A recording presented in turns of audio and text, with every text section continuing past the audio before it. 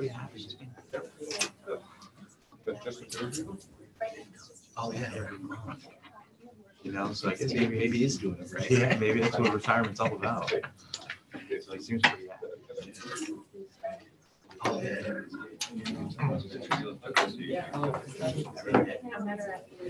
I've never met her.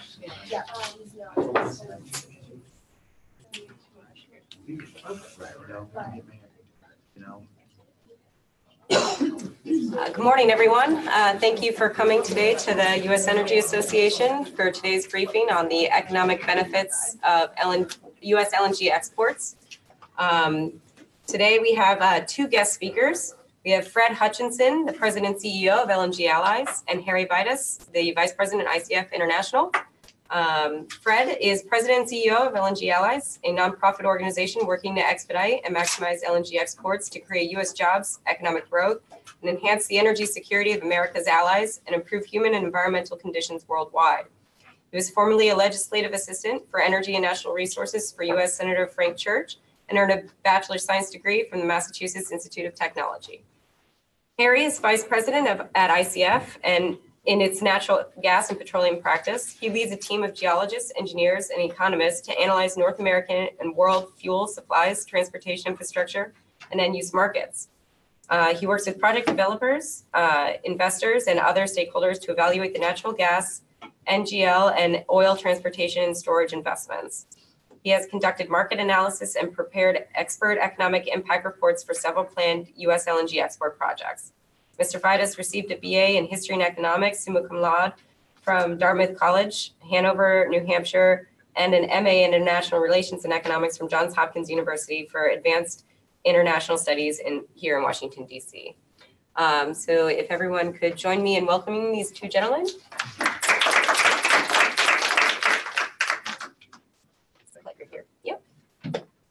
Well, good morning, everybody. My name is Fred Hutchinson, as Heather said.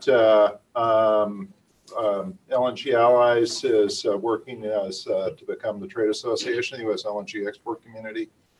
We have a number of companies that are in the business of building projects, planning projects, dreaming projects, and we're also receive continuing financial support from the American Petroleum Institute.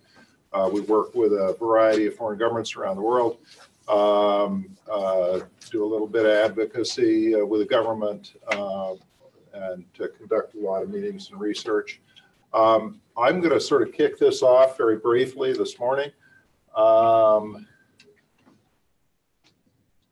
then Harry, so am I forward button on this? Yeah, that doesn't work. I can get you another one. Here, I'll just, for now. Or not.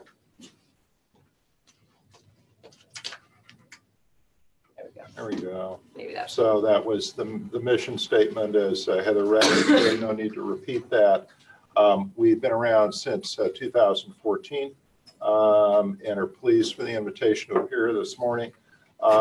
We have several thrusts, as Heather mentioned, which really are enumerated here. A focus on jobs and economic growth in the United States, the geopolitics of U.S. LNG exports, especially as it relates to the energy security of our allies, and finally, improvement of economic and environmental conditions worldwide. Sounds like a very ambitious agenda, given how much liquefied natural gas is likely to be exported from the United States in the future. Especially that final point really is possible, not just in places like coastal Africa, but in Asia, Latin America, and it's not just big projects, a small one as well. So we have asked ICF to update a couple of reports that they had done in 2017 for the American Petroleum Institute. I'm a semi-smart guy.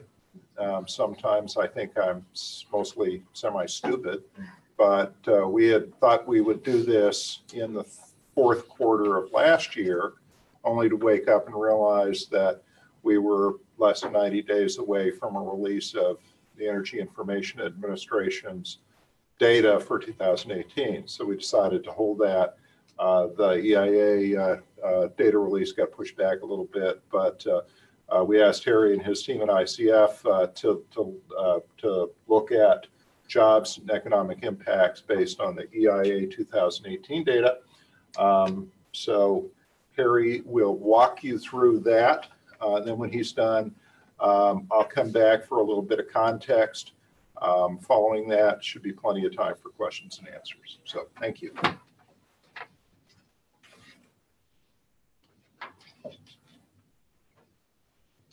Thank you for that introduction, Fred. My name again is Harry Vitas, and as we heard, I'm a vice president at ICF. A lot of the work that I do is related to energy market analysis, energy infrastructure analysis. And one of the things that we're often asked to do is look at economic impacts of activity, either to construct new pipelines, new liquefaction plants, new power plants, new transmission lines, and so on. So one of the things that we were asked to do last year by Fred was to look at the LNG industry here in the United States and to do some estimation of what kind of economic impacts it has on the economy now and in the future. And the two things they were most interested in were contributions to gross domestic product, or GDP. And then the second one was a number of jobs that would be supported by the industry. In doing this analysis, we were asked to look at the Energy Information Administration's annual energy outlook. As I'm sure all of you know, EIA once a year puts together an analysis of the energy market and forecasts out into the future. And they do this with what they call the reference case, primarily. And this is the outlook for the future based on, I think, what they would call be the sort of the middle estimates of things like economic growth rate, technology advancements, and so on.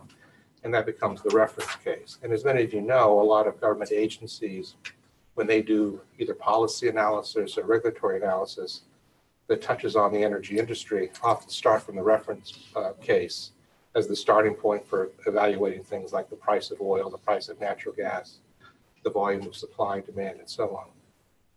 So in addition to doing a reference case, they recognize that there's a lot of uncertainties in what's going to happen in the future, both in terms of supply issues, both geopolitical issues, technological issues, resource-based uncertainty, as well as things related to demand, which would be primarily economic activity levels, energy efficiency, new technologies, and so on. So in addition to doing a reference case, they do a series of alternative cases.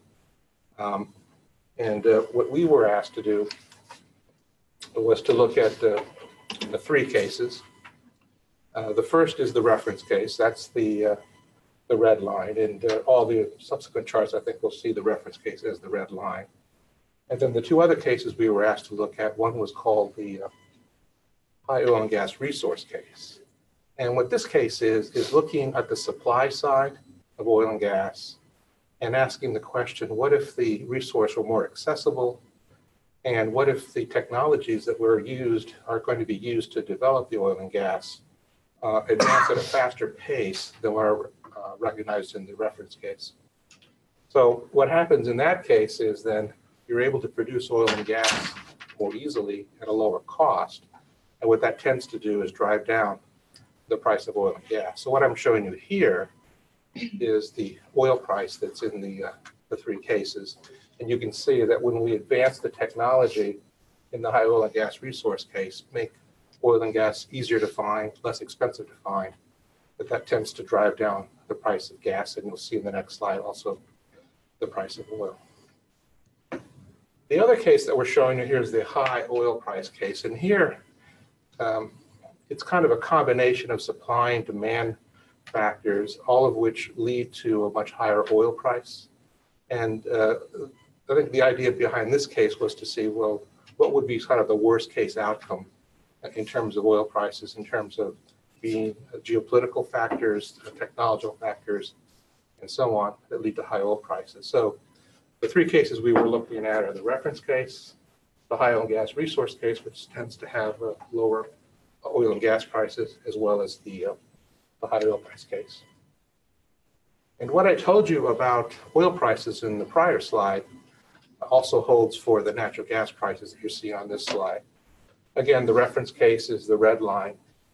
And we've introduced a blue dotted line here, a blue dashed line, which is simply the average of the last 10 years, which is a little bit about $4 in Henry Hub. And you can see that in the reference case, the prices do get up to about $4 in 2025, then eventually go up a little bit higher and eventually reaches as high as $5 at the end of the forecast, which is the year 2050. So it's a little bit higher than the last 10 years, but not by much. When we have the high oil and gas resource case, though, we see that the price really just stays around $3.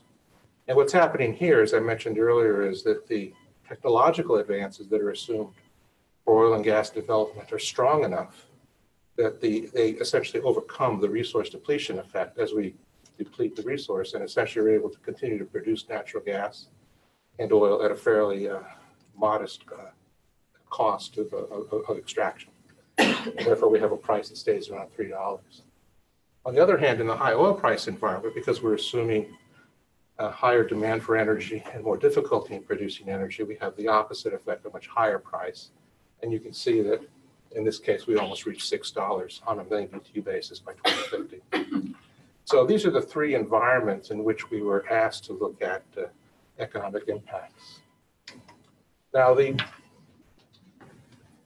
as part of the annual energy outlook, EI also looks at energy balances between the US and other countries, imports and exports of all different types of energy products. And of course, the one we're interested here is LNG. And you can see here, again, we have the three cases, the red line being the reference case, the light blue one, or the teal one being the high oil and gas resource cases, and the dotted blue one being the high oil price case. And what you see here is kind of interesting is both of the other cases have higher levels of LNG exports than the reference case.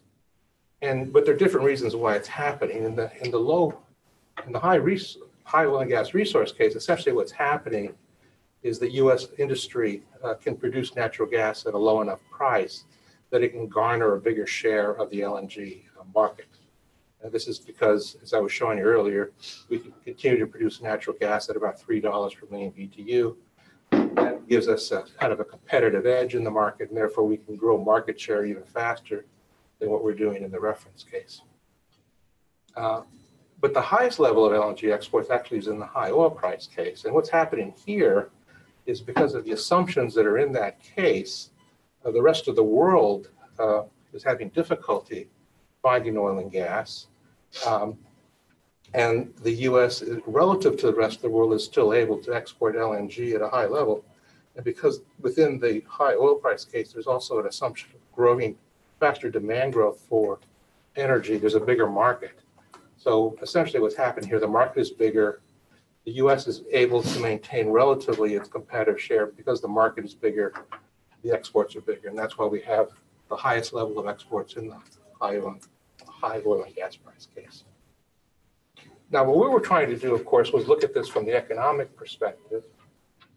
And one of the things we had to do then was translate these level of exports into a terminal capacity. This would be the capacity at the LNG terminals to produce LNG. This is not necessarily part of the forecast, although it's implied in the forecast. So what we did is looked at the trajectory of LNG exports and then making an assumption that the long run capacity utilization rate of the plants would be about 85%.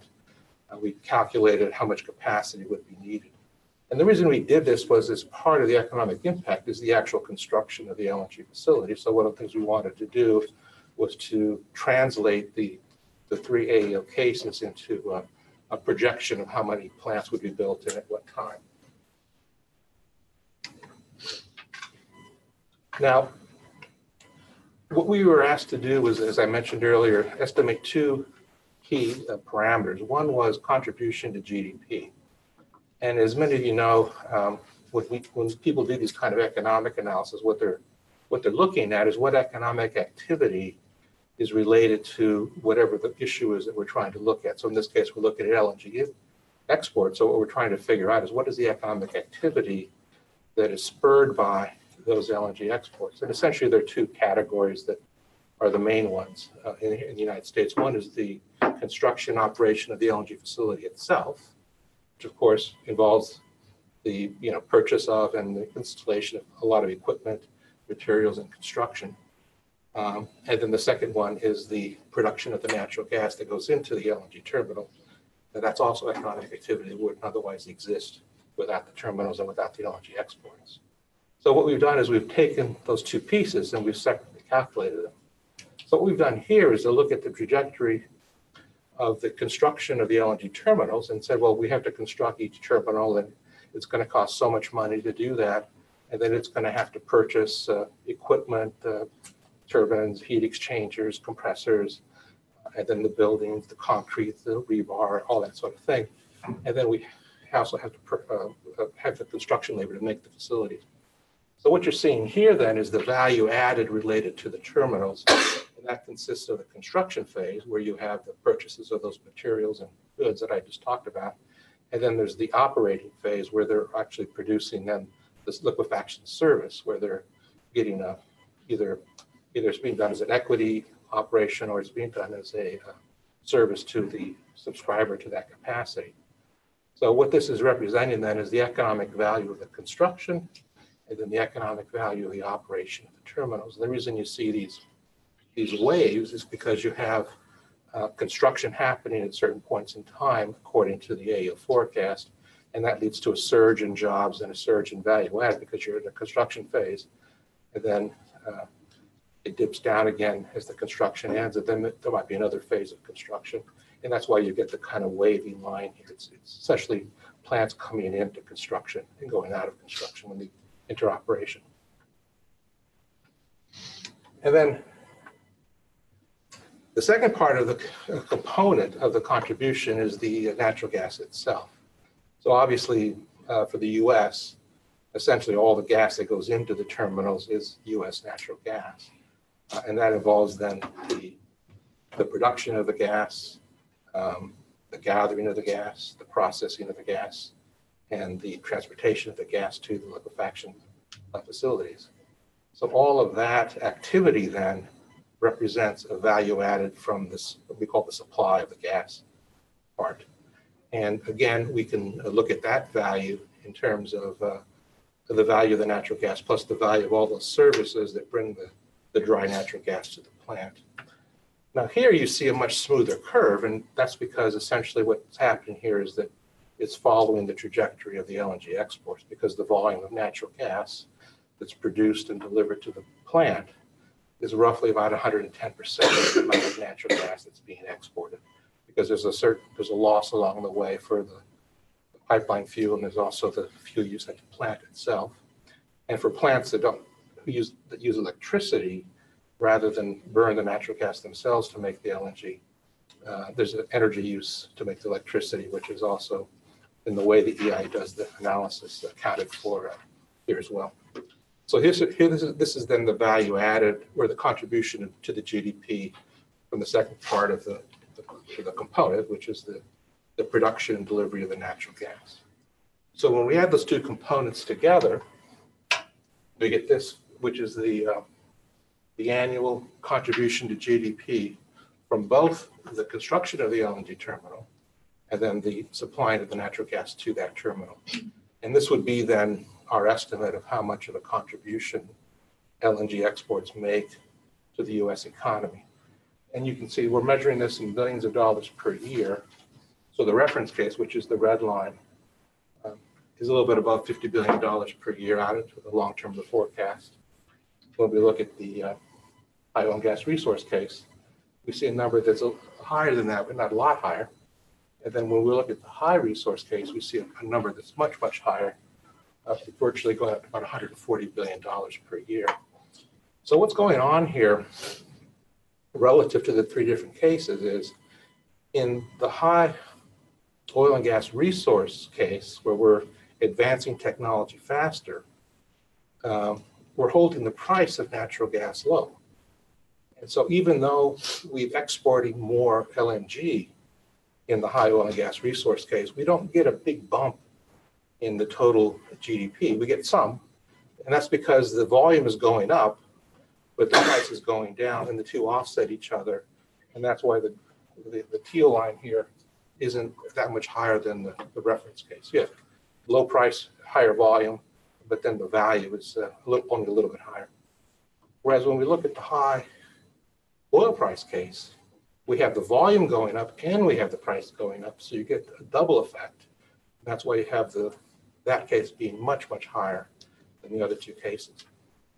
And this is a reflection of how the cases were constructed and the relative volumes and the relative value of the natural gas among those three cases. But it does illustrate how the market, the value of the LNG is going to really be dependent upon the energy market and the prices that go along with that. So this is one half of the story, which is the value added story, the contribution to GDP. The second part of the story is the jobs. So what we do here is we look at the two activities, and then we try to estimate using what's called an input-output model, the job effects of those activities. So if we're constructing, let's say, a facility like an LNG, in this case, an LNG plant, as I mentioned to you, we're purchasing, or assuming there'll be purchases of several different types of equipment and materials related to the compressors, the machine, the prime movers, which is typically a gas turbine, heat exchangers, all the different types of controls, piping, and so on, and all the materials needed to construct a facility like the cement, and the steel, and so on. And then you have all the construction labor related to that. So what we do is we estimate for each one of the facilities that get built, what the share is of the expenditures that are represented by those different types of either materials, equipment, or services. And then associated with them, for every certain expenditure of, let's say, $100 million, is a certain mix of jobs that go with that here in the United States. Now, we assume, of course, that not everything that's purchased to make an liquefaction plant is built here in the United States. There's a certain portion of that which is from imports or exports from other countries. And of course, that also has to be accounted for as well. But once you net that out, you can then calculate how many jobs are associated with the facilities. And here you see an even more dramatic waviness in the output. And the reason for that is that when you look at a liquefaction plant, there are literally thousands of jobs associated with the construction of the plant. So during the construction phases, you do have a very big job impact. But the number of people who are actually employed at the plant, typically maybe 200 people or so at a 1 BCFD plant, it's not a lot of people at that point. Now, there's more than 200 associated with the operation because you also have maintenance people that are supplying maintenance services and also materials and so on you need to consume there at the plant. So the net effect is more than 200, but it's still much smaller than it is during the construction phase. And that's why you then see when you're counting jobs, it's the construction phase that has the big jobs, the big surge of employment. But then when it goes into operation, it's only a few hundred jobs. And that's why you have this pattern. So this is the pattern of jobs. And you can see here, we're talking in terms of counting both the direct, indirect, and induced. We're talking a wide range of almost 150,000 to around 35,000 in the reference case, and similar kinds of patterns in the other cases. And what's happening both in the high oil and gas resource case and also the oil price case is you're building plants over a longer period of time. So in the reference case, you essentially stop building plants by 2030, whereas in the other cases, you're still building plants. So that construction phase is still going on. Do you have a question? Yeah, I was just wondering if you could talk about the assumptions behind this.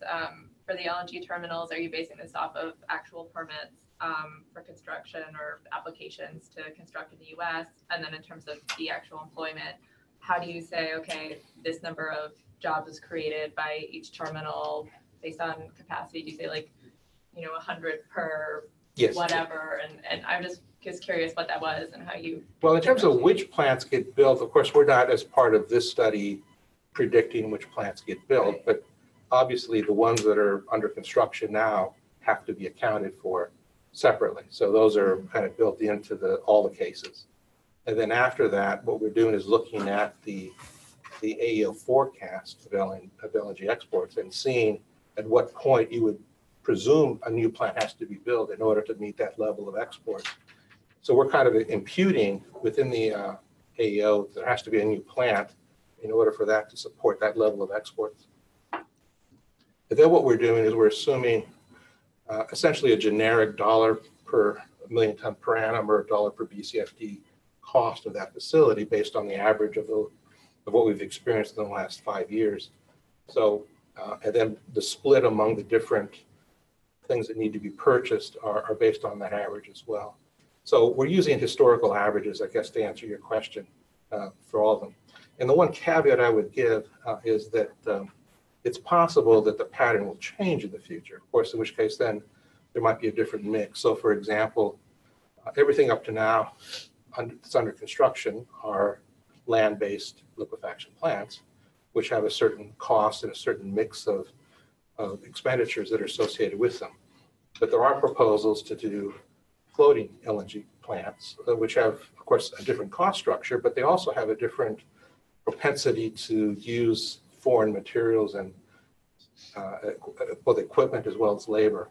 So they would probably have a much higher foreign content than would a natural gas facility that's built on land. So this is based on the historical averages, so it's kind of tempered toward land-based systems. And I think if we build a lot of liquid floating plants, the job count will be lower. I think that what we're showing here, at least for the whatever percent of those plants are going to be liquid floating plants. So that's the job picture for the liquefaction side. Then, as I mentioned to you, the other side of it is the production side. And here, again, just like we saw in the value-added pattern, the production of the natural gas is a much smoother pattern because essentially you need to produce the natural gas every year that the LNG is being exported. So therefore, there's not the kind of waviness that you see in the construction part of the liquefaction plants. So you see a much smoother trend here, and of course it depends on the level of exports.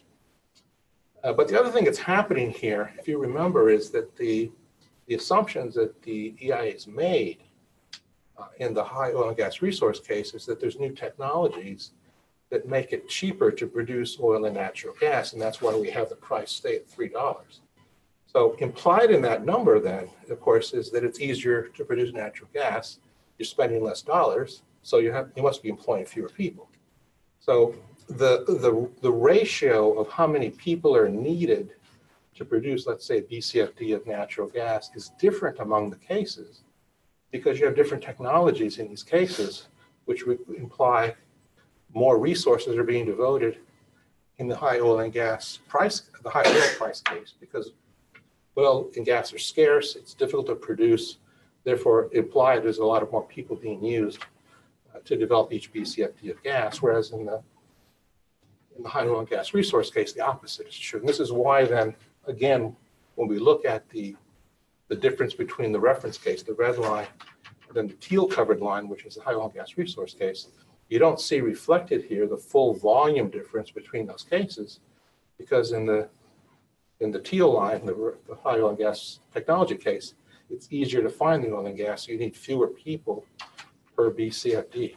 And that's why you have this pattern. It's not as fanned out as you might expect between the red line and the teal line. On the other hand, again, in the high oil price case, the opposite is true. The assumption there is that oil and gas are very expensive, they're very difficult to get to, you need a lot of people to do it, and therefore the difference in the employment is actually bigger than the difference in the volume of LNG exports because of essentially the labor needed to produce each unit of natural gas. So that's I know it's a little bit complicated, but I wanted to explain why you have this pattern here that may not be intuitive. And then again, when we combine the two, both the LNG facility as well as the oil and gas production, we get this kind of pattern. So these are annual jobs, and they include what we call direct and indirect jobs, which are the jobs in the oil and gas industry directly related to producing the natural gas or building and operating the LNG facilities. And then what we call induced jobs, which are the jobs that are induced by the people who are employed in the direct and indirect activities spending their money. And that's called induced. So this is the total amount of jobs that are related to it. And you can see here in the reference case, in the long run, it's a little over 200,000. In the high oil and gas, in the high technology case, the teal line, we're somewhere in the neighborhood of 300,000. And then when we get to the high oil price case, where again, oil and gas is difficult to get at, markets are large, we have a much higher number of over roughly about $550,000, 550,000 people per year. So it's obviously a very big market. So when we look at this in total then, where we average it over the entire period, where just in terms of how we do it, the period with regard to the oil and the LNG facilities essentially started in 2013 when the construction started on Sabine Pass, and then it goes out to 2050. Whereas when we look at the supply, we really start in 2016 because that's when the first exports occurred in the lower 48. And this is all related to the lower 48. We're not talking about that small amount exported from Alaska.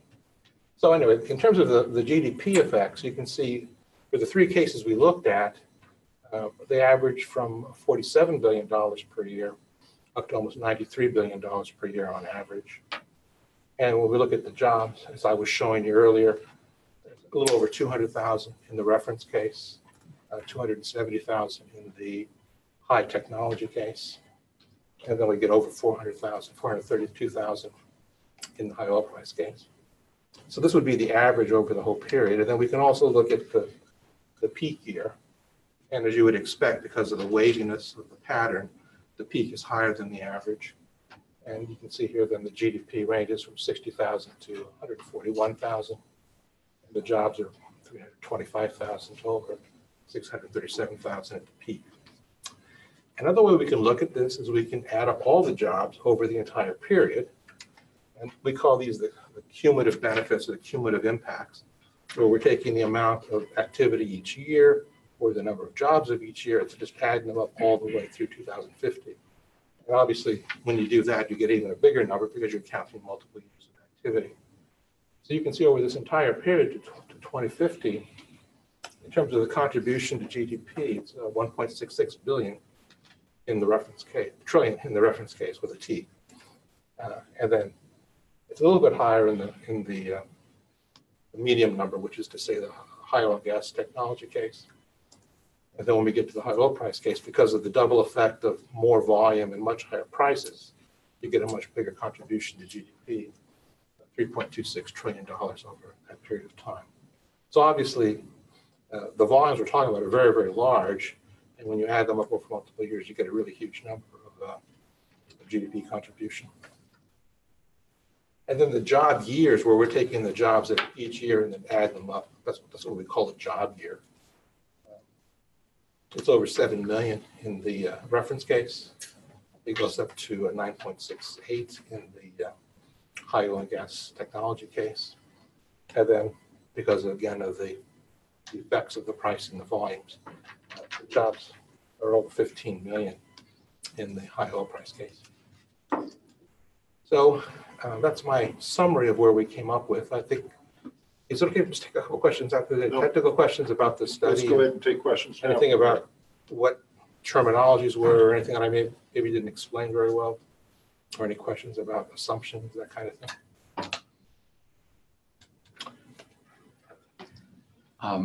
Let me put this question to you. We haven't heard this argument recently, at least I haven't, but it may still be out there. And I don't subscribe to it. Let me put that out as well. But the argument by some gas using domestic industry that, exporting gas, raise prices, make themselves less competitive on the world market. To what extent, how would you assess that argument in light of what you put out here? Did you look at that issue at all in this, and how might one answer that argument if it comes up again in light of what you've given? Well, this analysis here was all done based on the annual energy outlook, where they essentially created the different cases, and then we translated the results of those cases into the GDP effects and the job effects. So we weren't looking at the deltas between cases that have a certain level of LNG versus cases that have a different level, because in these scenarios, several things were changing. It wasn't just the LNG export. But in prior studies that we've done, we have looked at this, and we've looked at the both what we would assess based on our modeling, as well as what other people have assessed based on their modeling, in terms of how much of a price effect you get, assuming a certain level of extra demand, such as by LNG exports. And what you're looking at there is the elasticity of supply and the elasticity of other demand. And so to what degree, by introducing a new source of demand, like LNG exports, through a policy decision, or maybe just through some kind of market event, how much does that impact price? And if you look at the study that we wrote for API last fall, we estimated it to be somewhere in the neighborhood of like 5 cents for every BCFD of export. So there is a small price effect, but relative to the ups and downs of natural gas prices, it's relatively small, but it is there. It's not zero, because you need to have some incentive for people to produce the extra gas. So you wouldn't be able to do it at no price increase, but it's a relatively small increase. The other thing that we found, and there's an interesting chart in that report, which I'd recommend that you could look at, which is if you look at how people have studied the issue over time. When we first started doing these kind of impact analyses several years ago, if you try to translate that into a cents per BCFD of exports, you see that the trend is down, down, down, and that what people were estimating in the earlier period was 20, 30 cent price impact for BCFD of exports, whereas now it's down to 4, 5, 6 cents. And the reason for that is, of course, is that the productivity of the wells and the economics of drilling have improved in that period of time. So when you look at the effort needed to produce the extra natural gas that's needed, it's a relatively small investment that's needed compared to what it would have been 10 years ago. And therefore, when you look at the price increase, you're looking at it with a much more elastic supply, and therefore the price impact is relatively small. So I would recommend you look at that API report. We also make the point about technology, which I think is, I think obviously now people understand it, because we've seen this explosion of oil and natural gas production here in the United States, all of which is driven by technology. And the point we make in the report, in this fall report we did for API, is that when you look at that technology and you try to measure it and then extrapolate that, what you see is that the technology effect is continuing, and we think will continue.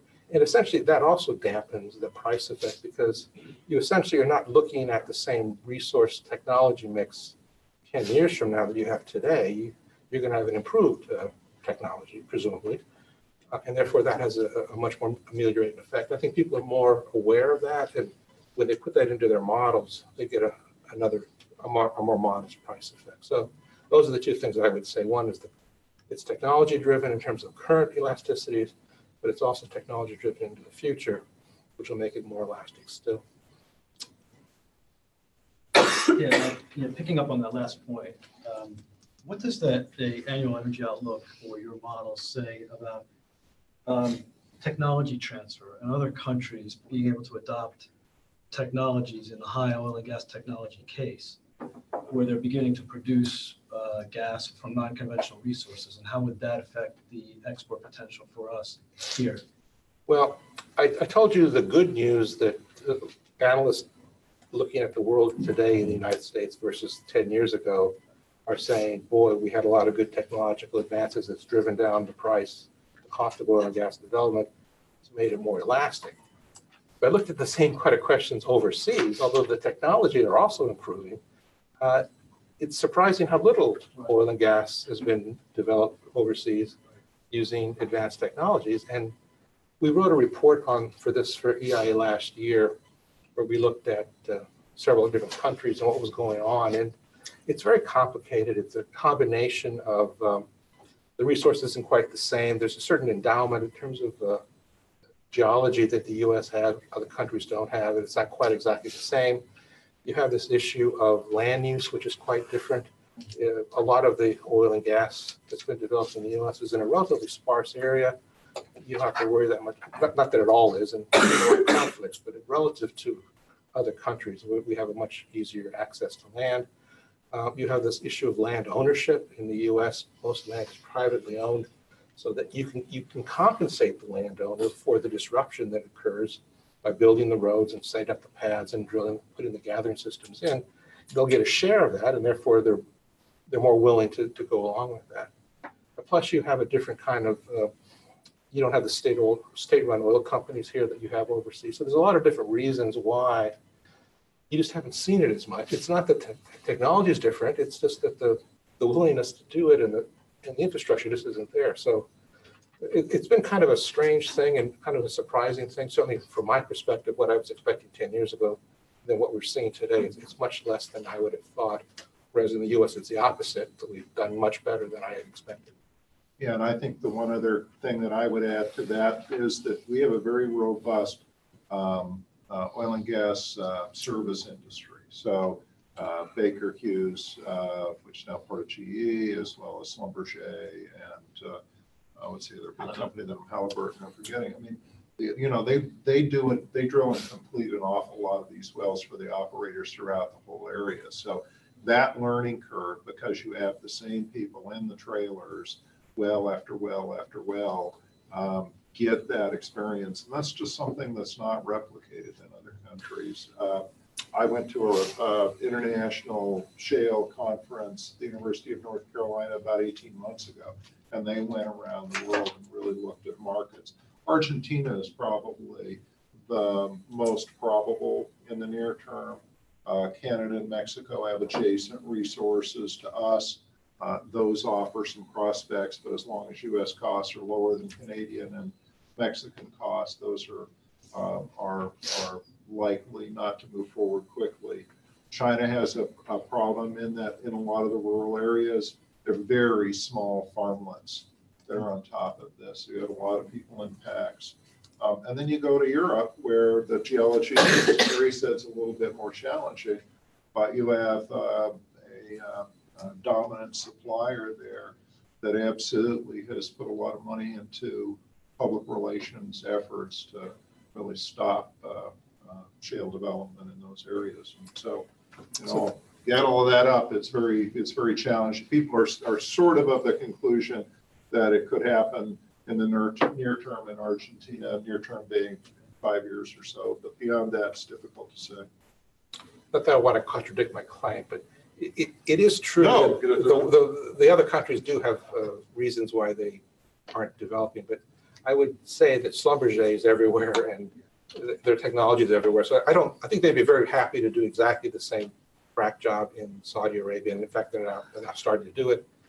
They'd love to do it in India, but it takes them forever to get permission even to do those pilot wells that they're doing. So it's really a different environment. I think the technology probably is the easiest thing to transfer because it actually is literally the same companies that are in Houston that would be doing it in India or in China. But the problem is that it's just not the same environment. And I would say the point you did make about the independent companies is true. There are people here who are willing to risk their money to do these things. And remember, every basin's different. Even though we use the same technology, it's really quite different. Somebody has to be willing to spend millions of dollars to figure out a basin, figure out how to attack it. And it takes a lot of wells to do that, and you're tens of millions of dollars in the hole before you start making money. And we have people willing to do that. Other countries don't necessarily have that. Other questions about assumptions or terminology or anything? If not, I'll turn it over to Fred again.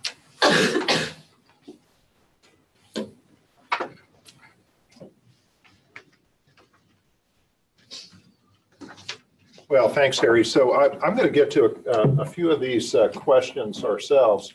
Let me go through just some history.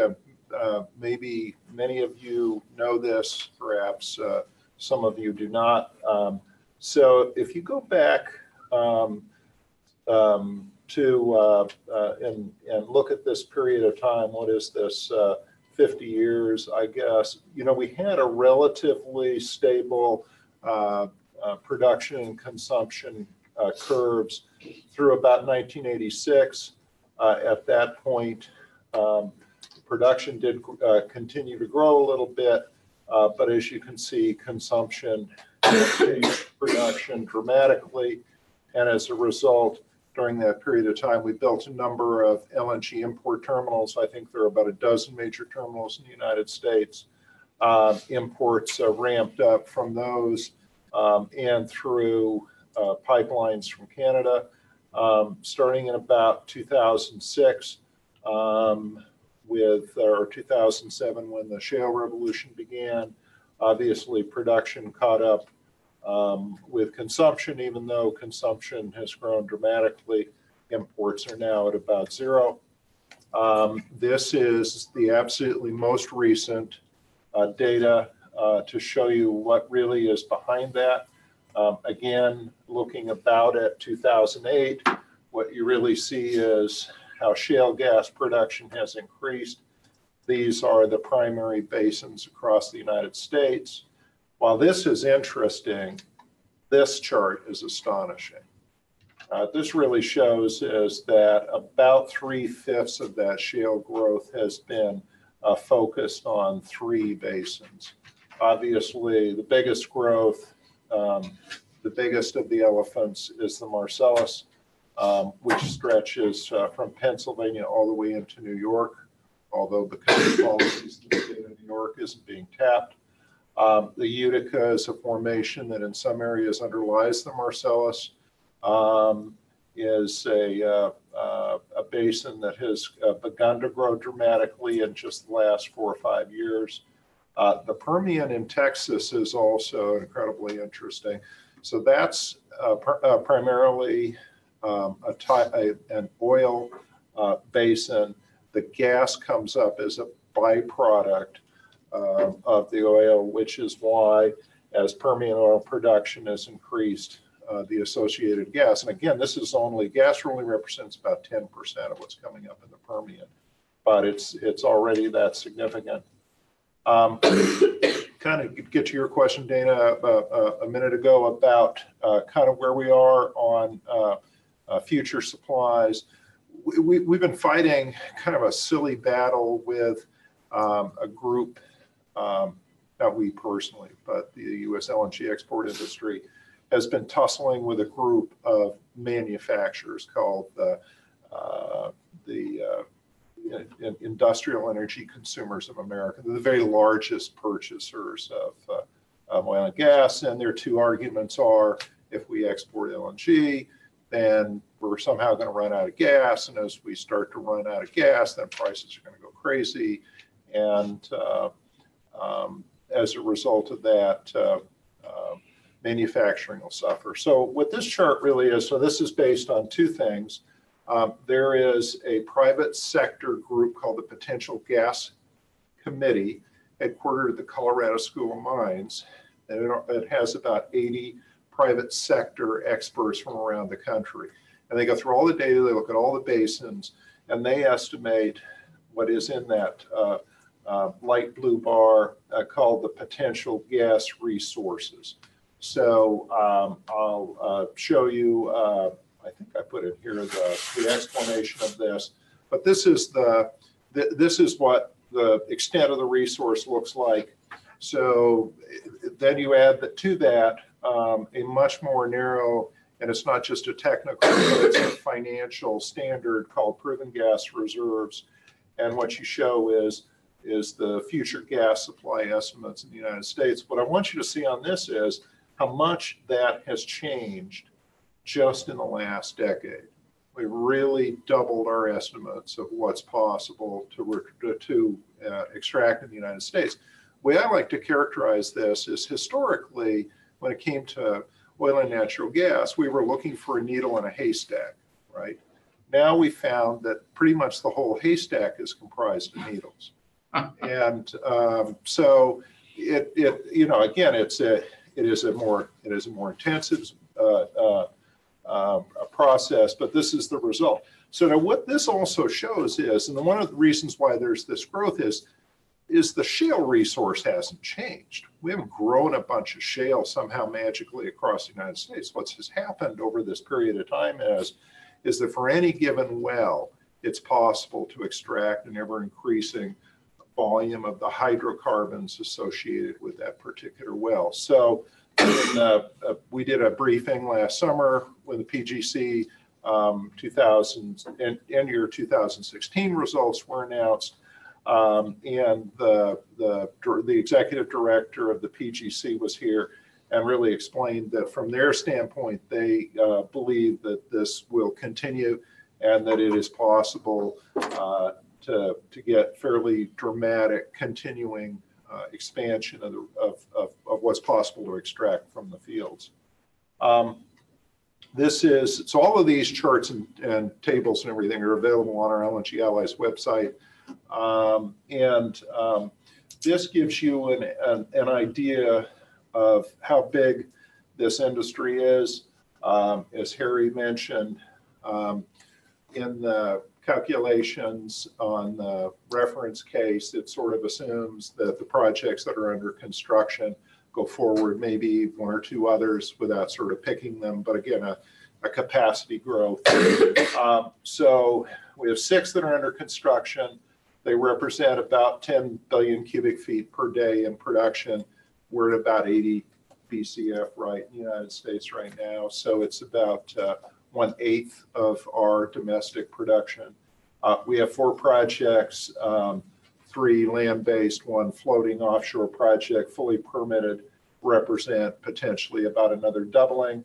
Also in that second line, which I didn't include, there are additional trains at Cheniere's Corpus Christi, Cheniere's Sabine Pass project that are permitted, Cameron's trains 4 and 5.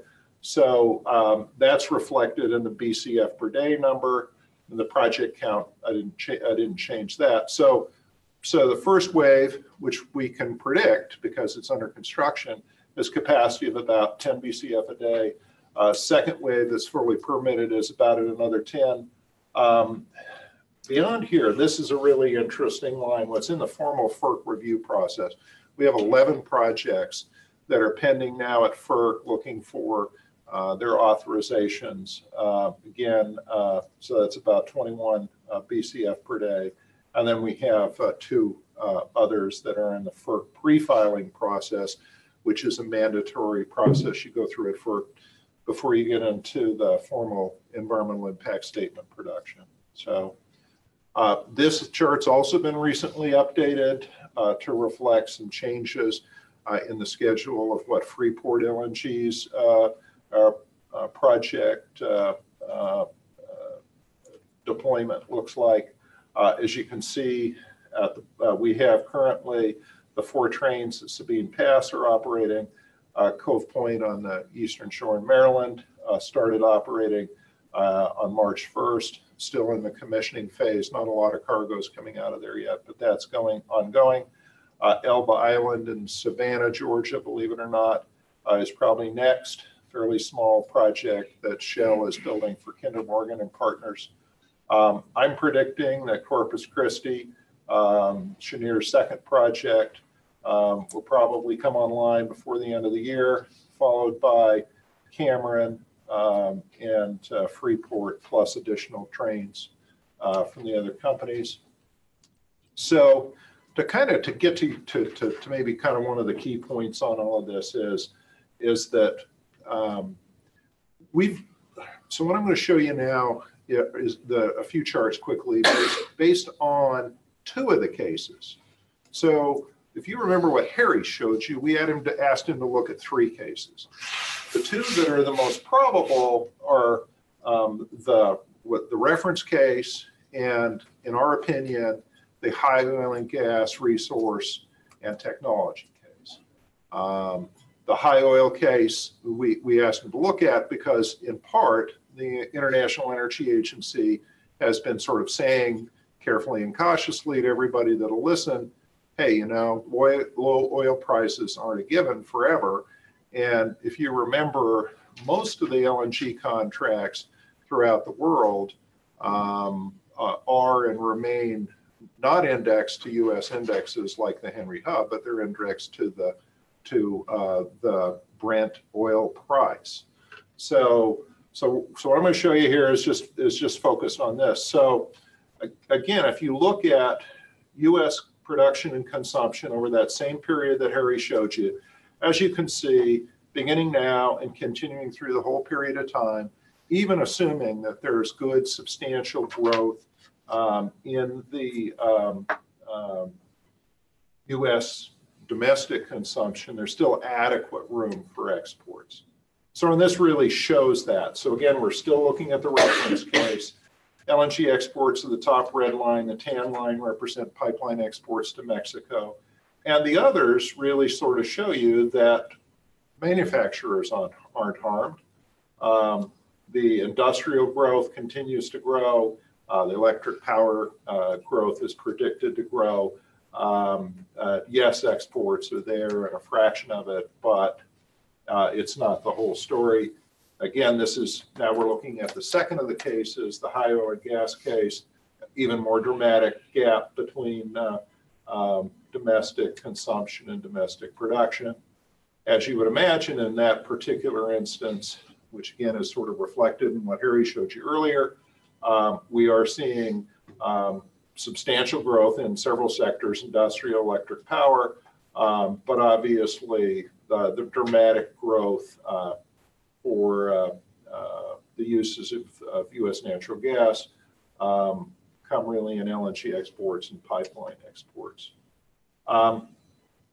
So Harry showed you a line, this gray line, that represented the 10-year average of price for the Henry Hub in Louisiana. Many of you probably know that's the chief benchmark for natural gas prices. You go back exactly 10 years, it comes to almost exactly $4 a million British thermal units as its average. There were obviously some peaks and valleys. What I do want you to see is that from about 2015 on, it has been below 4 and has gone as low as a little bit below 2, but it's now averaging in sort of that middle $3 an MMBTU range. Again, those are this is the same slide that Harry showed you. We think going forward, and again, if you go back historically and look at some of the EIA numbers, we think that the United States is really more on the high oil and gas line than the reference case line. Most of our companies, their internal economists, are really feeling like we're going to be in the $3 to $4 an MMBTU range, probably indefinitely. So that's that's kind of a little bit of context on this. We're excited about this period of time with LNG exports. In many respects, we're still at the beginning of the beginning. I think before we maybe take a few more questions and conclude, I think I would add one more thing, and that is to get kind of back to your point. It really is impossible to predict which of these scenarios is going to actually materialize in the future. Then that's the challenge. It's been the challenge for forecasters globally, in that you can estimate supply. So you can go out and you can count the number of facilities and add up the capacity of those facilities that are scheduled to come online. You can assign a capacity factor for those, and you can make a reasonable estimate about supply at any given point. There's obviously things like supply disruptions, declining fields. There's lots of other things that affect that, but you can make some reasonable predictions about supply. Demand is globally for natural gas is much more difficult to predict. We're seeing China and India both wanting to have less conventional air pollution, cleaner skies. We're seeing, lots of challenges, lots of networks and pipelines and infrastructure that has to be deployed in those countries. But yeah, it's really the growth, just even in the last couple of years, really surprised a lot of people about how robust that is. Cheniere's running beyond nameplate capacity, I think, in your projects. I mean, it's astonishing. And I think that's the way it's going to continue to unfold. I think the market will absorb this gas. About half the regasification capacity across the globe is utilized right now. So without even constructing new things, and we have a number of shore-based terminals, number of floating offshore terminals that are proposed and are likely to come online. It's going to be a really interesting market situation. I think we will see some announcements probably within the next 2 quarters. I would say that probably by October 1st, we'll see at least one more project in the United States. I think we'll see, first of all, Train 3 at Corpus Christi that Cheniere's got. They've already sort of been announcing, and then on their earnings call last week, they were pretty clear that they're expecting to take FID on Train 3 Corpus. I think beyond that, I think we'll see one of the brownfield projects that wants to build liquefaction capacity. I think we will see them take a final investment decision this year. We have several more that are fully permitted that are close, need some long-term contracts. But then we have an entirely new wave beyond that, and it really is all dependent upon global demand. And our sense is that that's going to be very robust, probably going to be very surprising, not just for, as I mentioned, for the obvious benefits of cleaner air, but for the greenhouse gas benefits as countries move to make good on their Paris COP21 commitments. Again, lots of challenges. Most of that growth probably in Asia, but it's an interesting time. So anyway, that's me rambling. So questions, Dana? Brett, thank you very much for this one. Question again, I came a bit late perhaps to cover this, but focus on the competitiveness of U.S.-based LNG compared to that of, you pick it, Qatar, Australia, Russia. And of course, in the case of some of those exporters, they're not coming from countries that are market-based economies. So one could jigger around the prices a bit for political reasons. Can you speak a bit to U.S. LNG competitiveness over this period of time that you're looking at? I presume that was factored into your growth of U.S. exports, but there wasn't a lot of discussion about the rest of the world. Maybe you could fill in a little bit of that. Well, so you're right about several things. First of all, Qatar's got a very inexpensive source of gas. Harry, maybe you know more about this than I do. It's mostly liquids-rich gas, isn't it? Yeah, the North Field has quite a bit of liquid. So if you do this kind of cash flow analysis, what they spend to add another BCFD production capacity, factor in the credits for the liquids, you actually come up with the gas close to zero. You can still, develop it just for the liquid as long as let's say the oil price was $75 or more. If you look at, so there it's just the cost of the liquefaction plants, which are not particularly expensive there. So on an incremental basis, probably Qatar and Iran ever gets its act together, which I guess after today maybe won't. It could probably come in at pretty low prices too. The other areas of interest, of course, are Australia, which, as I think everybody knows, had a huge problem with resource constraints and made it very difficult for them to produce LNG. We'll kind of see where that ends up, but that probably is probably the highest cost resource right now.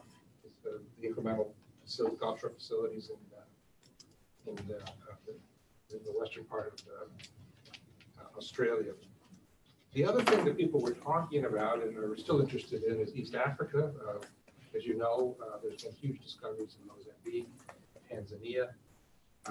And this is another one of those situations where you sort of look 5 years ago, what was going to happen versus what happens now. We saw that everything's been delayed.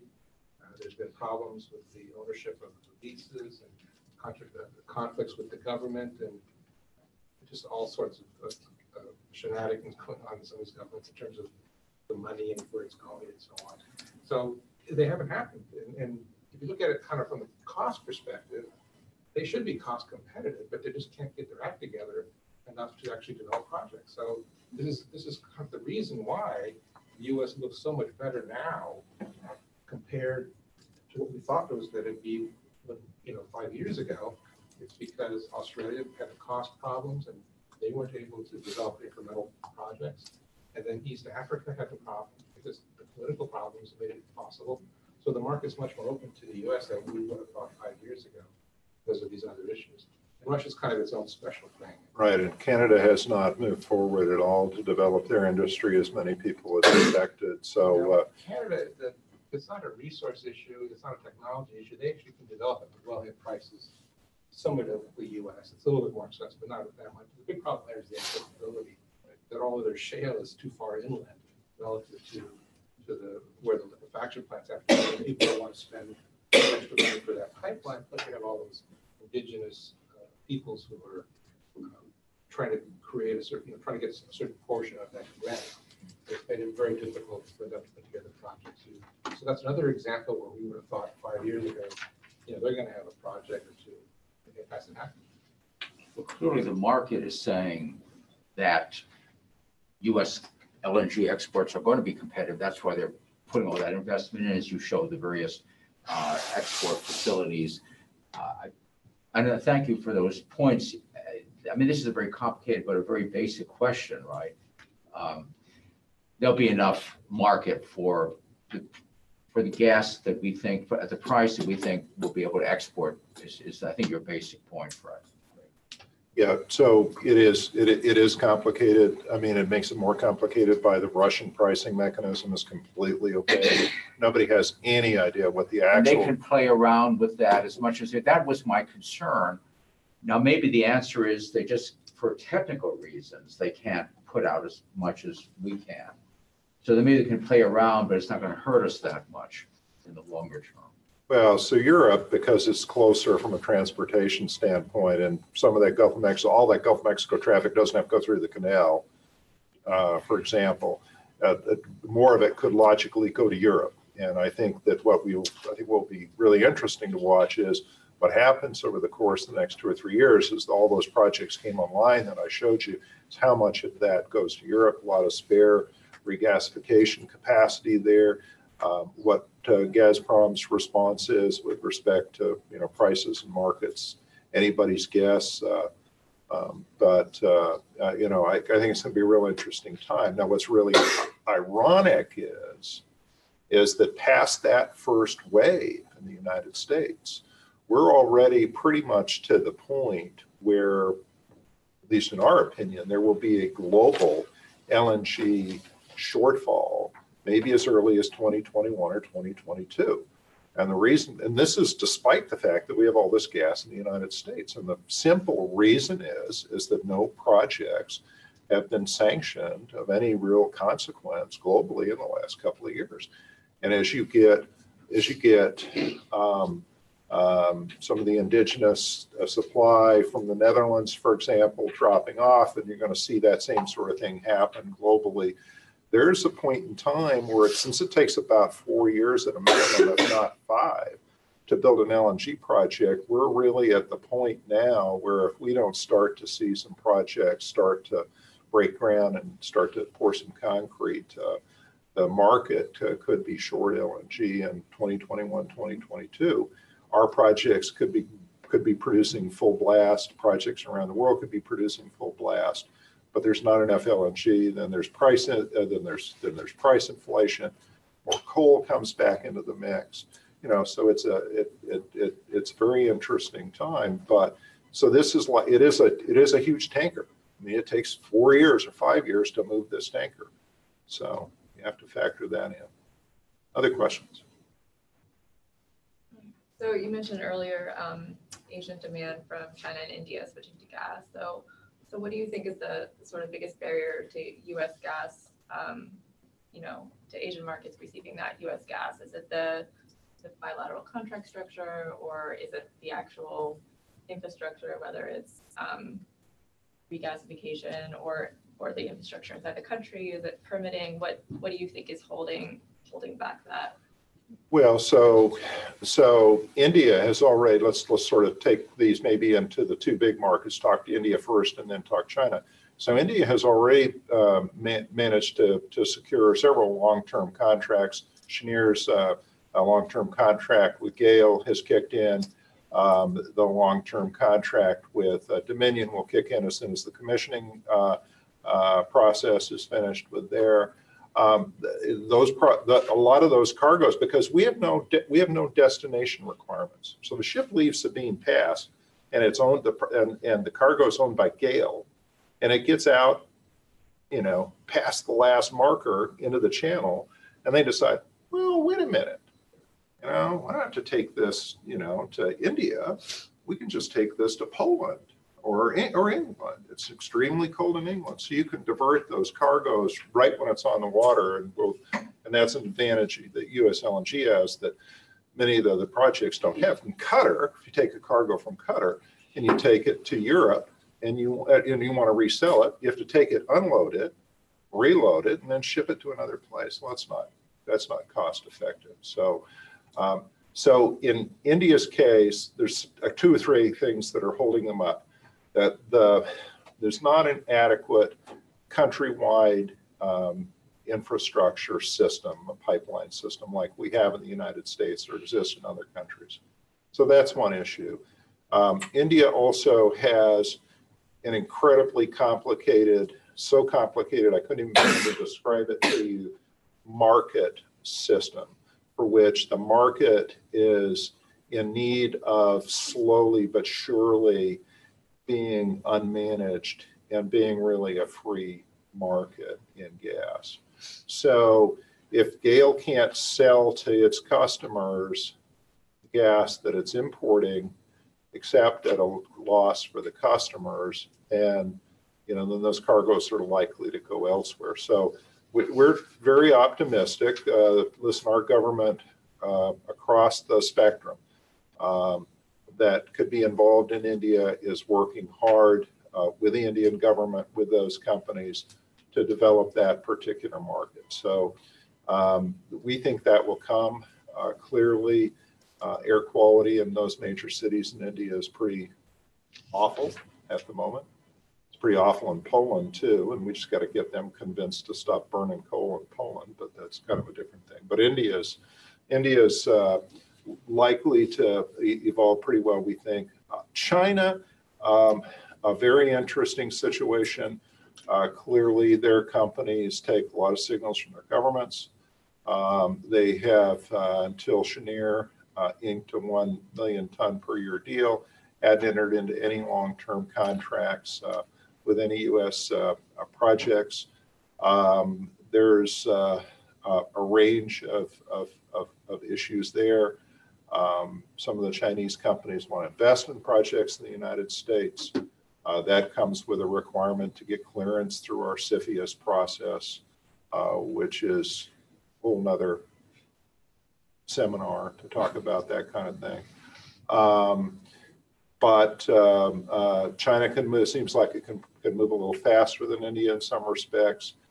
If anything, what has happened is that they let the internal demand for gas get a little bit ahead of the import facilities and capacities. So there's been a little bit of a market shortfall there. Prices have been up, but China is, so if you look back, I should have thrown it in, I sometimes do, but if you look on our website at where the US LNG goes, we update that every month, and the leading country for LNG imports in the United States has been Mexico, but it's been very closely followed by Korea, China, and Japan. So We think that's going to be fairly robust in the future. That surprised everybody how much year-to-year market in China grew this year. So we think there's probably more surprises coming. Yeah, I have a question that's informed by USCA's work in Europe, where energy security is a dominant factor for LNG. In Europe, the prices of gas have traditionally been linked to oil in indexes.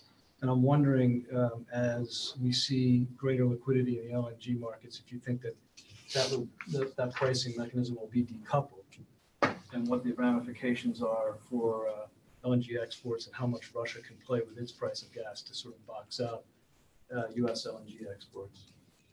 Well, so if you look at the market and you look at sort of contracts, let me get to your point by making a couple of points. So traditionally, all those projects that I showed you in the United States were financed primarily by fairly large long-term contracts with very credit-worthy off-takers. And so a company would go out and put up $3 or $4 billion of their own money, match that with about $7 billion in debt, for example, finance a $10 billion project. And because the banks knew that for 20 years, that Cheniere had sold its capacity to 85% of its capacity for its facilities, and it could show the banks exactly how they were going to be repaid for their loans, that the banks lent them the money. So what we're seeing now in the market is several things. First of all, we're seeing a great move to shorter duration contracts. Even a long-term contract now by many is viewed as about 15 years rather than 20. There's a lot of interest in the 10-year kind of range. As the contract sizes have gotten smaller. Cheniere's announced a couple of contracts recently that have been smaller than what they've had traditionally. Venture Global, kind of a stealth U.S. LNG firm, has now got 2 million ton per year contract with Shell, but 2 smaller ones, one with Gulf and one with Edison. So there's smaller volumes, shorter durations. So we're really sort of seeing the market kind of evolve in those particular terms. And I've completely forgot your question.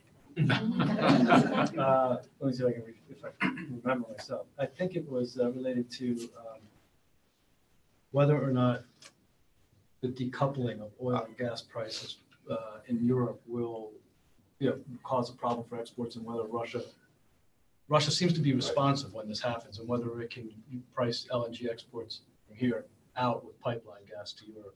Well, so that's the other so that is the other challenge. Many customers still we really don't have a global gas marker. It's not like we don't have a Brent marker like we do for oil. So because we don't have that in natural gas, it's a little difficult. You don't have any of the kind of hedging mechanisms that you have in the oil market that add that.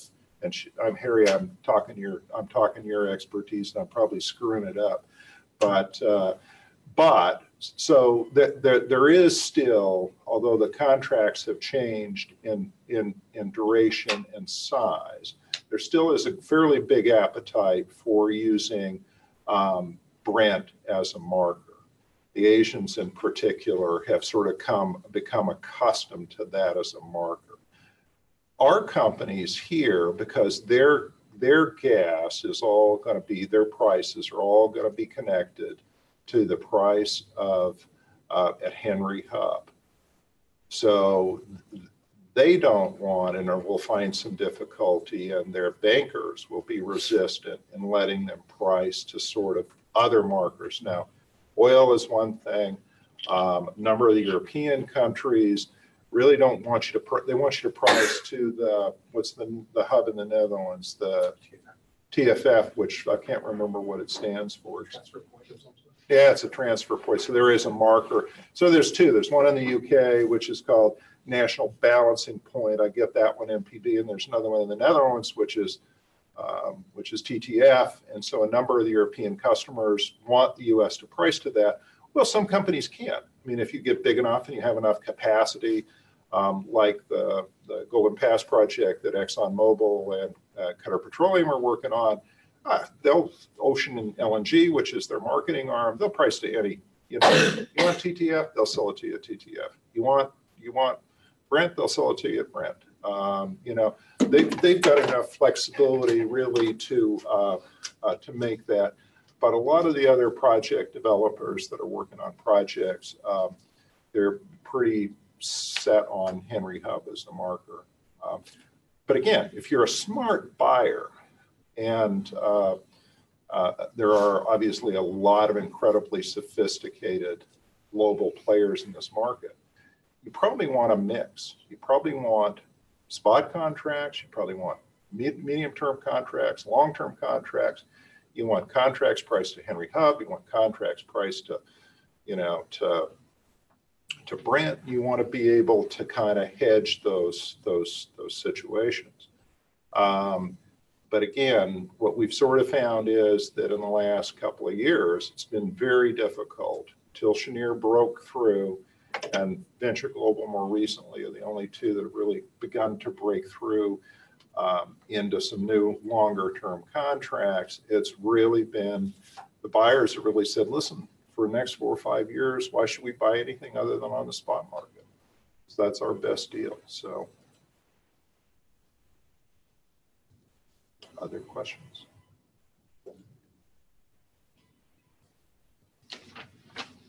Could I ask another one for if there's nobody else on, and I think that the previous questioner asked a little bit about Russia and Europe. Of course, we have now Nord Stream 2. I wonder how that factors into your analysis of European demand. How much will that screw up the LNG market into Europe? Well, so that's an interesting question. Let me kind of address that in a couple of ways. And tell you that officially, both for LNG allies and for almost all of our member companies, we think that Nord Stream 2 is a matter for the Europeans to decide for themselves as to whether or not they want to build that pipeline. They understand what the economic and political advantages and costs are of doing that. Our government has a clear and unequivocal position in opposition to Nord Stream 2. We do a lot of work in Poland. I can tell you that the Poles are incredibly concerned. The Baltic countries are incredibly concerned. But what people sort of don't understand about the LNG business is that, so the principal market for Russian gas, the largest single country market's in Germany. There's no LNG terminal in Germany. I mean, they're now talking about putting one in, possibly in Germany.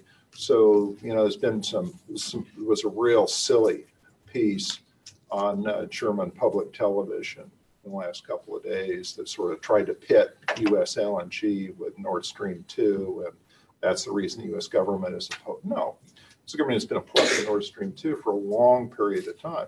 The issues really aren't connected, especially in respect to Germany, because they don't have a terminal, So I don't know if they bought an accelerate ship and put an accelerate FSRU. Yeah, but they don't have a terminal because they're getting hard pressed by the Russians. I mean, who's going to put an LNG terminal in there if the Russians can play with the price of gas to box it out? Well, and that's exactly what happens because Gazprom's price to the European countries isn't a uniform price. I mean, what happened in Lithuania was, and what got Lithuania to lease from Hogue a floating storage and regasification unit, what they call an FSRU, was just that very thing. Is that because Lithuania was 100% dependent on Russian gas, Russia set a price for Lithuania that was substantially above what they were charging most every other country. In fact, I think it was the highest in Europe, certainly way beyond what they were charging Germany. So Lithuania leased a ship. Now they're over half their gas is coming through as LNG. So back to the point on economics, at least in Lithuania, half their gas in the country is LNG coming principally from Norway. So we'll we'll see, but those issues in a lot of ways are really, at least with respect to Germany, it's really a nonsensical kind of issue. But again, the Poles take it really seriously.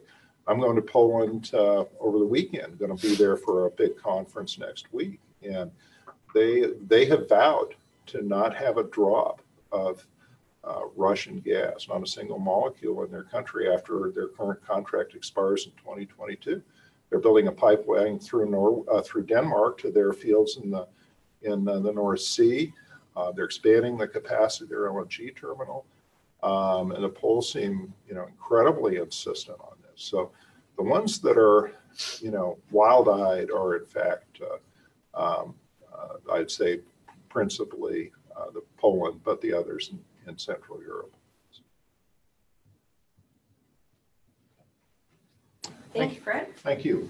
Just a couple announcements before we, can go to chatting afterwards.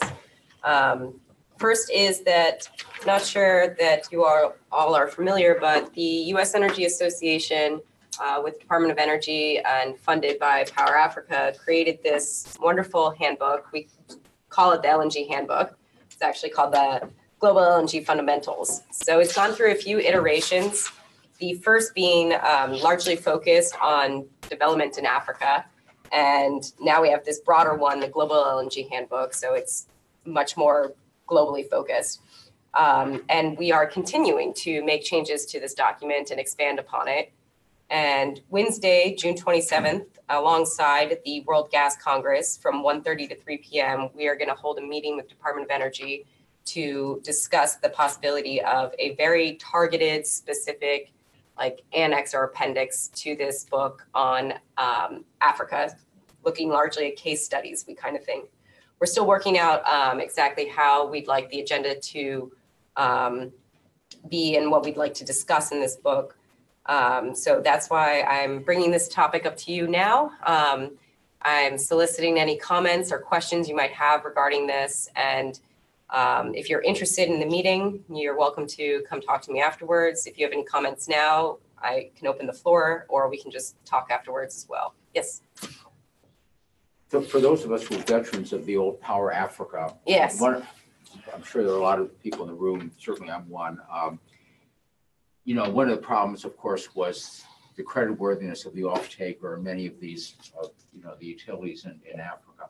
So that's kind of one issue. Second thing is, a number of us are aware that the United States is going to have a new development finance institution of some kind that will be comprised of OPIC and aid in some way.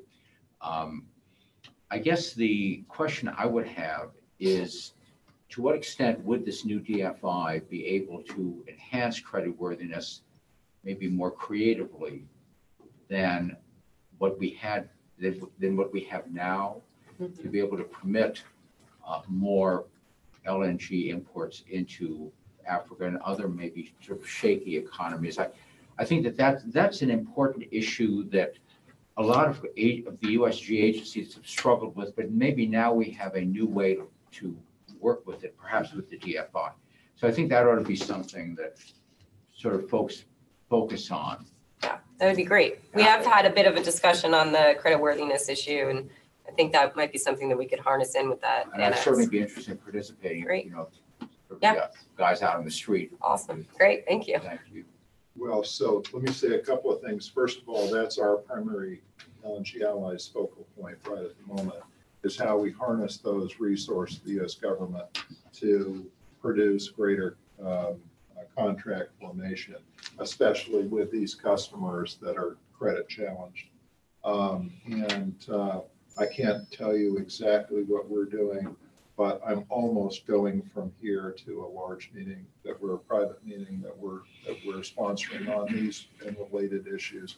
So we're going to see hopefully a lot of announcements from us over the course of the next 6 months.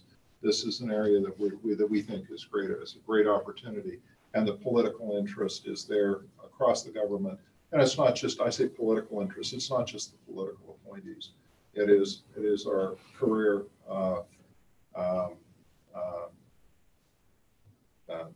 civil servants as well who are interested. So we expect a lot of progress on that front. Thank you, Fred. If you don't have a copy already, it's in the back of the room, and it's also available to download for free the entire book. There's also a French version available on the DOE website. Thank you all for coming, and thank you again to our speakers.